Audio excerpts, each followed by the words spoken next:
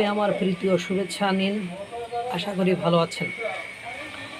আগামী সপ্তাহে ভারত সফরে যেতে পারেন বাংলাদেশের মাননীয় প্রধানমন্ত্রী তারেক রহমান। বৈঠক হতে পারে মোদির সাথে, মানে ভারতের প্রধানমন্ত্রী নরেন্দ্র মোদির সাথে। আগামী সপ্তাহের শেষার্ধে নয়াদিল্লি সফরে যেতে পারেন প্রধানমন্ত্রী তারেক রহমান।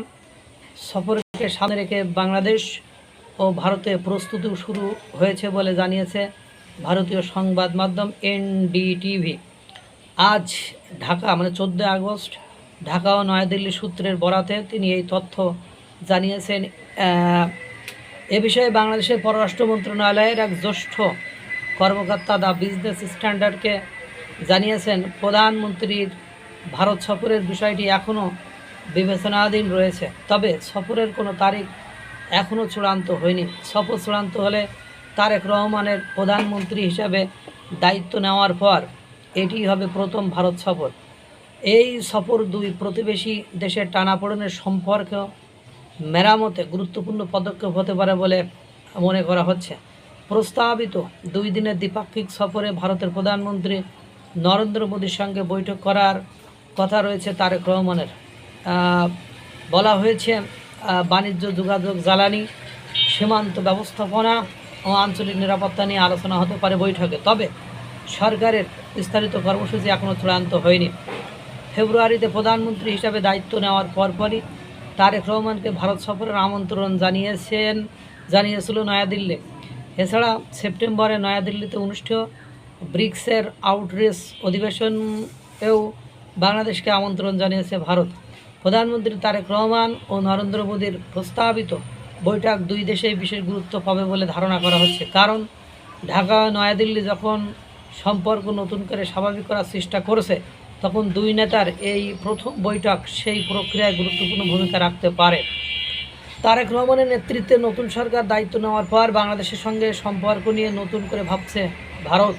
2024 সালের জুলাইয়ের গণঅভ্যুত্থানের পর আগস্টে শেখ হাসিনার নেতৃত্বাধীন আওয়ামী লীগ সরকারের পতনের পর থেকেই দুই দেশের সম্পর্কে উল্লেখযোগ্য অবনতি ঘটে। বিশেষ করে হাসিনার ভারতে অবস্থান এবং তাকে ফেরত পাঠাতে বাংলাদেশের অনুরোধকে কেন্দ্র করে সম্পর্কে টানাপোড়েন বাড়ে। তবে নতুন বিএনপি নেতৃত্বাধীন সরকার ভারতের সঙ্গে গঠনমূলক সম্পর্ক বজায় রাখার আগ্রহ প্রকাশ করেছে। এপ্রিল মাসে পররাষ্ট্রমন্ত্রী খলিলুর রহমান নয়াদিল্লি সফর করে ভারতের পররাষ্ট্রমন্ত্রী এস জয়শঙ্করের সঙ্গে বৈঠক করেন। এরপর 10 আগস্ট ঢাকায় প্রধানমন্ত্রীর সঙ্গে বৈঠক করেন ভারতের হাই কমিশনার দীনেশ ত্রিবেদী।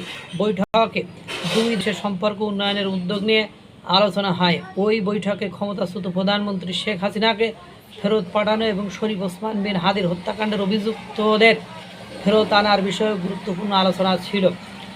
দুই দেশের আলোচনায় শেখ হাসিনার প্রত্যার্পণের বিষয়টি অন্যতম সংবেদনশীল ইস্যু হয়ে থাকবে বলে ধারণা করা হয়েছে। 2024 সালের 5 আগস্ট তিনি ভারতে পালিয়ে যান এবং এরপর থেকে সেখানে অবস্থান করেছেন।